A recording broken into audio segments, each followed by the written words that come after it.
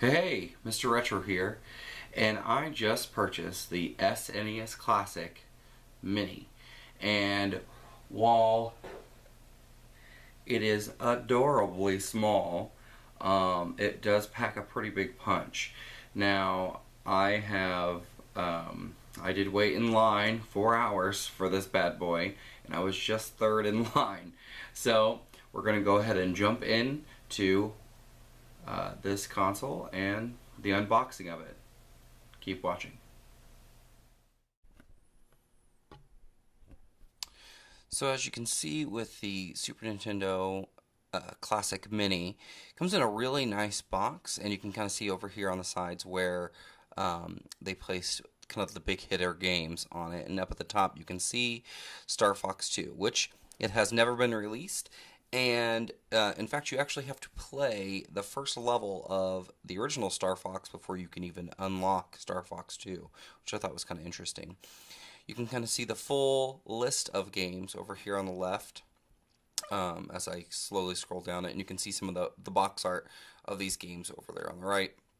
Now my box is in pretty good shape. It's only got one little imperfection on the very bottom. You can see I'm looking at Star Fox there to kind of remind you guys that Star Fox and Star Fox 2 are on this. It does have one little imperfection in the corner, which isn't a big deal, but it's a pretty good packaging from just the outside box. Very reminiscent of older systems and how they were packaged.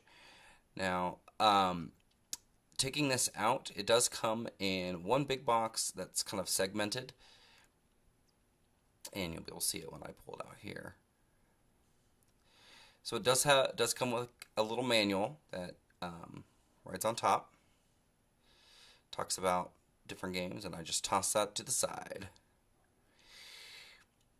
One of the biggest improvements on this from the NES Classic was the addition of a second controller. So you don't have to pay for that second controller. The buttons feel really good.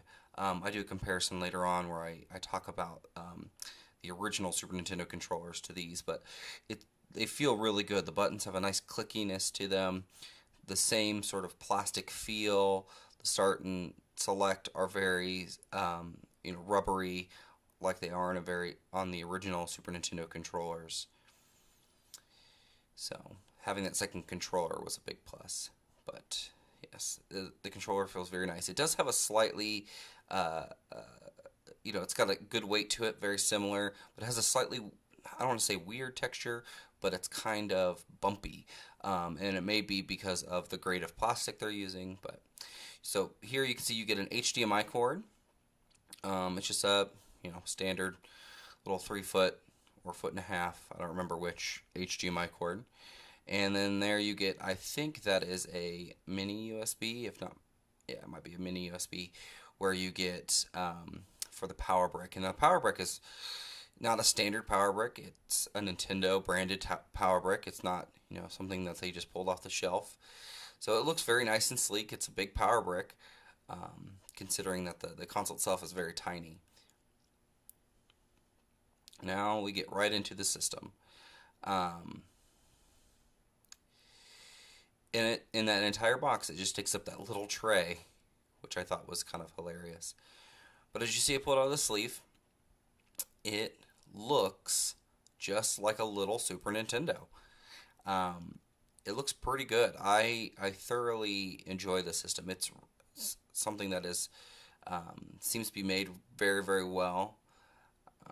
But you can see the HDMI port, and the power brick gets plugged in there through the micro USB, and yep, that's the HDMI port. Now has the kind of that exhaust ventilation grate back there as well. The bottom of the Super Nintendo, it has just the regular stuff that they put on there like they do on any other system. Now here is one of the things I really wish they would have redesigned. I don't like these controller port covers. It's awkward and it's very flimsy. I think it would have been better as a door, like an actual hinge door. Um, I don't know. I feel either just have it exposed or do something like that. There you can see the LED that shows you that when it's turned on, it powers up.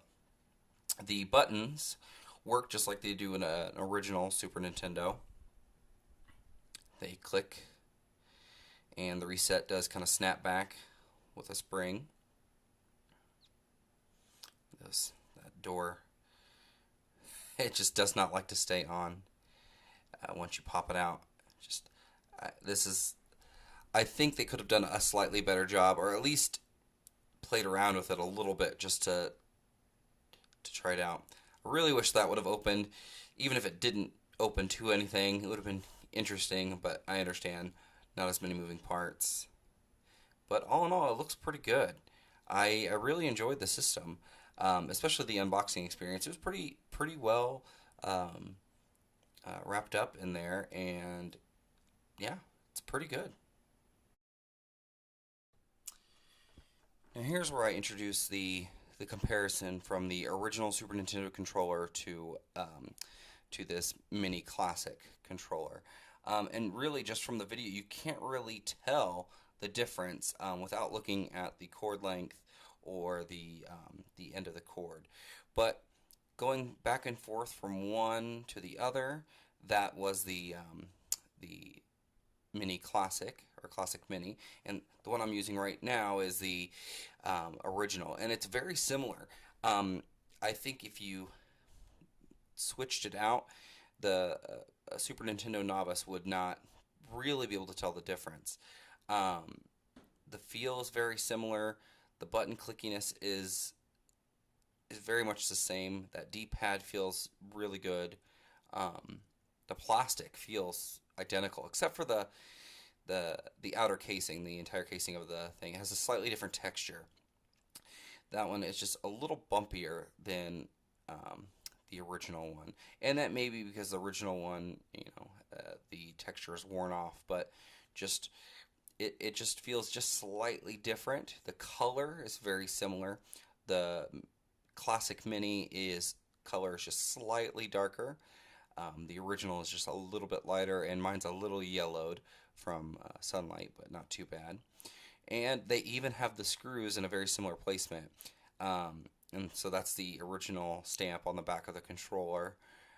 So it you the model number, but you can see where the screw placements are on there, and you can see where it's changed to the Classic Mini. Um, One of the things that I kind of noticed um, was that the new controller is made in China, and the original Super Nintendo controller is made in Japan. So I just thought that was a very interesting thing. Switching manufacturers over the years, um, they've kind of had to outsource that out a little bit. But yeah, all in all, it feels really good in comparison. Really, really good. Now, a big complaint about the NES Classic was the cord length. That it was just a fraction of the size of even the original one. Now, this, they do make it longer. It is quite a bit longer than the NES Classic cord length, but it is nowhere near as long as the Super Nintendo original cord length. It is, in comparison, it is night and day. The original cord length is much, much longer than the shorter one. The classic mini cord, in my opinion, it's still not long enough, um, especially since you don't get a wireless chart or wireless controller right out of the box. Having a corded controller, it should be, yeah, it should be a lot longer than that. But it's okay. It's not the worst thing in the world, but they look really good, and I enjoyed them. Now here I compare the size of the Classic Mini with the original. So you can see how similar they look, but how small the Mini really is. Now if we look on the original, it's got a lot of weight to it. It's fairly hefty in comparison with the very, very light Classic Mini. The Classic Mini really kind of fits in the palm of your hand. Um, It's just a few grams. It's not very heavy at all.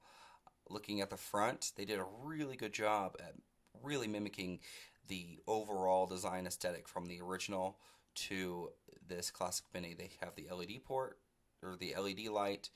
The controller ports look really good. Again, I would have much rather had the actual ports for the classic mini popped out, or had they made that door a little bit better looking. The ridges on the side they kept. Um, and on the back, you can see, of course, the ports are different just because of the display availability at the time and things like that. I thought that was fun that the numbers there, and I believe you could still call it. I'm not sure. So you have your display, you have your channel switch, and you have your power input there. Right on the bottom right, and in the mini they have it kind of closer to the center, which again makes more sense now. The exhaust grill you can see right above there. They have the same, uh, and I'm sure it doesn't really have much of a function with this, but they just kept that design aesthetic.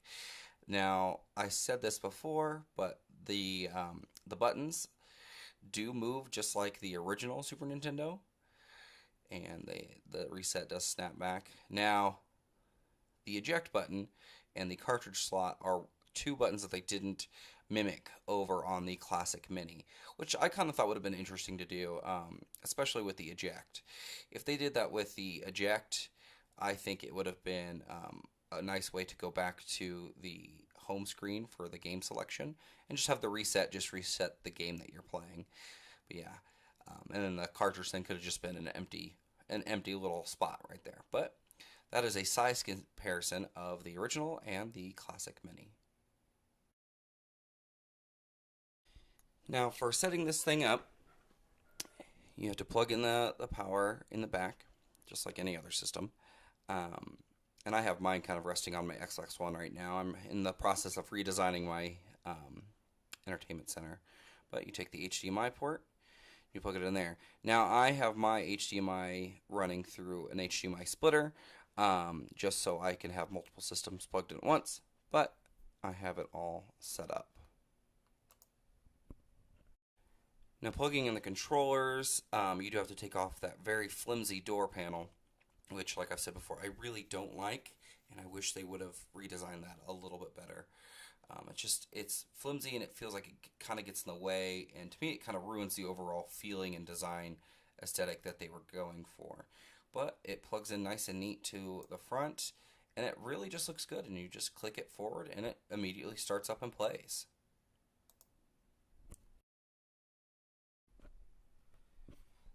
Setup is very straightforward on the SNES Classic Mini. Pick your language, and then it takes you right to the home screen. The UI is very, very nice, very fluid. You can see all the games listed below, but you get the thumbnails popped up pretty well. You have a suspend point list, which is kind of like where you have your different game saves and where you've hopped in and out of a game. But yeah, you have all of these games all in one system. Earthbound, F-Zero, Final Fantasy, Kirby Superstar, a lot of these really great games. They have Star Fox 1 on there. I tried to click Star Fox 2, but you have to play a little bit of Star Fox 1. I believe you have to beat the first level in order to unlock it. So what I do is I started on a Street Fighter. I'm a big Street Fighter fan, and I just wanted to feel how it plays, if there's any delays, anything like that. Now, this is an emulation device, so it's really emulating original hardware through its software. So it's not going to have the same sort of hardware limitations that you might run into from hooking your Super Nintendo up to an HD TV. But starting Street Fighter is very, very, very easy. Very reminds me a lot of what I'm used to. So here I'm playing Dalsum with Zangief, and I'm just kind of running through it, feeling what the timings are, trying to remember my combos. But yeah, it all feels really nice and it plays really, really well. It's one of those feelings that you don't want, a lot of input delay when you're playing a fighter game, because that can really mess up your timing with combos. but it feels really good. It's not a bad experience.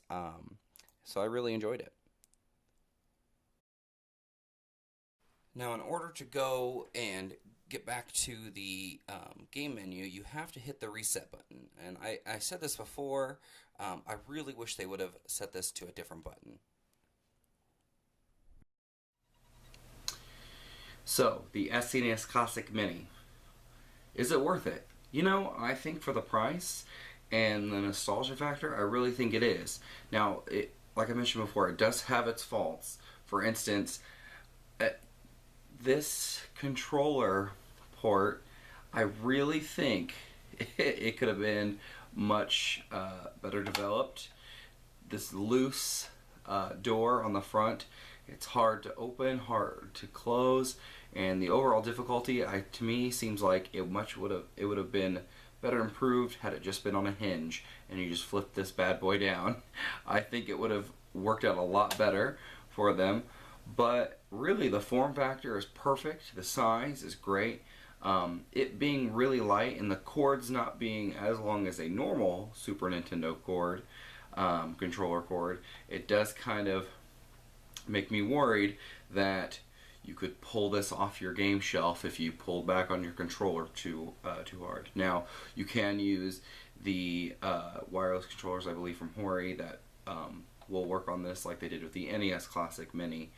But if you use the controllers right out of the box, it is you do have to worry about that. Now, they are a little longer than the NES Classic ones, as I mentioned before, but again, that's kind of neat. That's kind of one of those things where they could have improved that just a little bit. One of the ways they could have done that is on certain systems you have little screw holes here that you can use to attach your system down by putting in a screw and just letting it lock into place. Now, it may be tough on the internal hardware if things get pulled around, but just a simple small fix like that could have been great. One thing that I really liked, and I talked about this before, was the buttons. These buttons are really cool. The fact that they still slide up and click, and the reset button snaps back, and you can hear that spring. It's very satisfying. I really wish that you could hit the eject button and it sends you back to the menu instead of using the reset. I think the reset should bring you back up to the loading screen, and the eject should be the one that takes you back to the game selection. Obviously, they don't need to have the cartridge tray open, but it's one of those things that it just would have been cool to see. But overall, I really enjoy this little thing. I do not have the NES Classic, but when it is being re-released this summer, I plan on waiting in line to get it so I can have both. And I'm really looking forward to see what Nintendo does next with a retro system, either a N64 Classic Mini, or my hope is that they go a different route and do the portables, like Game Boy Classic Mini, where they have built-in Game Boy games. But that would be a whole different video altogether. But to sum up, I really like this. It's really neat. To me, it's worth the cost. It's worth the wait. And if you don't own some of these games, for instance, Earthbound is not an easy game to get. And it's not an easy game to save for and find cheaply. And for 80 bucks, you get it with 20 other games. So I think it's worth it for that aspect of it. So thank you guys for watching. If you like this video, please give it a like down below. That really helps the overall viewership of my channel and make sure that other people can find this video. If you want to see more reviews of consoles, video games, unboxings, reviews, and even Let's Plays, go ahead and give this channel a subscribe, and you can even hit that bell down there for notifications. I try to do a couple video video uploads a week, depending on my teaching schedule. So thank you guys for watching. Bye.